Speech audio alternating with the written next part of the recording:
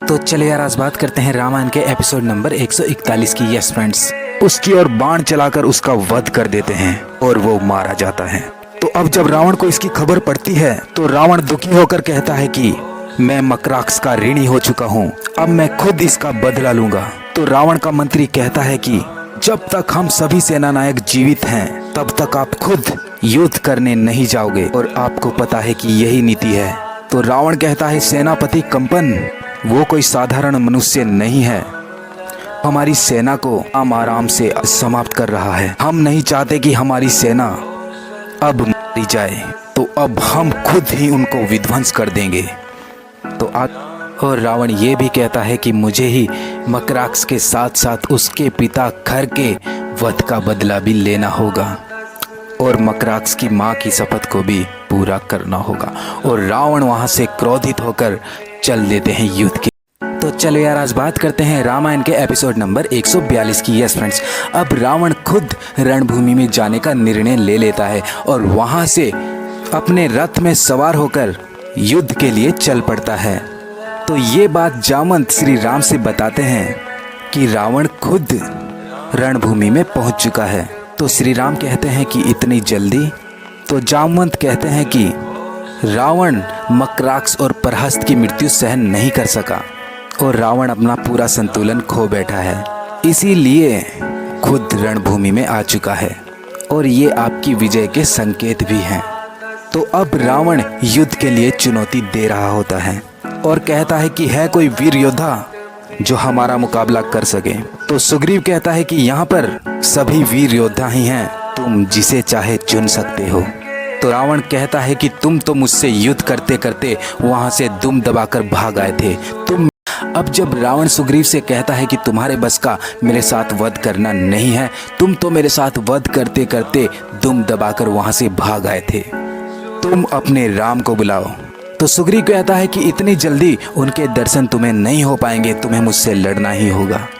तो सुग्रीव रावण से लड़ने के लिए तैयार होते हैं, लेकिन रावण सुग्रीव पर एक वार करते हैं जिससे कि सुग्रीव उनके रथ पे चढ़ते चढ़ते नीचे गिर जाते हैं और रावण सुग्रीव पर बाण तान देते हैं। तो उतने को वहां पर लक्ष्मण पहुंचते हैं और वो ये सब देखकर बाण से उनके बाण को रोक लेते हैं और रावण से कहते हैं कि तुम्हें युद्ध करने की नीति का पता नहीं है, एक विचित्र पर प्रहार करते हो और उसके बाद लक्ष्मण और रावण के बीच युद्ध शुरू हो जाता है।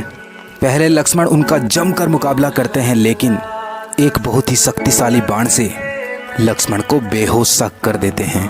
उसके बाद लक्ष्मण को उनकी सेना लेकर चले जाती है।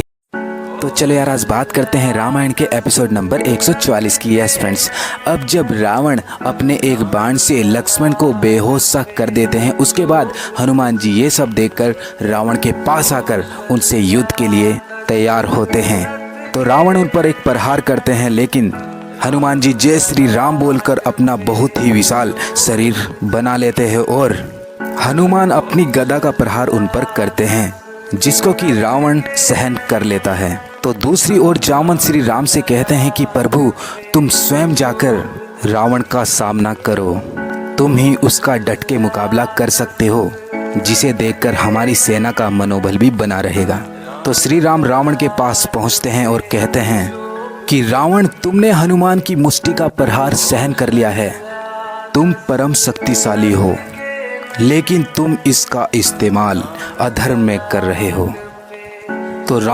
तो चलो यार आज बात करते हैं रामायण के एपिसोड नंबर 145 की। यस फ्रेंड्स, अब जब श्री राम रावण से कहते हैं कि तुम इतने शक्तिशाली हो, लेकिन आज तुम अपनी दुर्दशा देखो, और राम रावण को धर्म और नीतियों के बारे में समझाने की कोशिश कर रहे थे और रावण को ये कहते हैं कि जिसके हृदय में अधर्म कपट होता है उसकी अवस्था तुम्हारे जैसी ही होती है, जो कि इतने बड़े सिंहासन पर बैठने के बाद भी जीवन की अपूर्णता का कांटा चुभने का आभास हो रहा हो।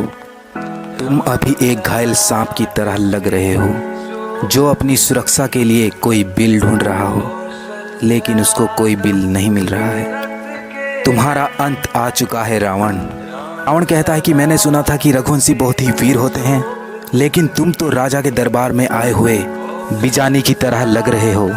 जो वीर होते हैं वो मुख से बातें नहीं करते, बल्कि अपने धनुष और बाण से बातें करते हैं। तो तो उन दोनों के बीच युद्ध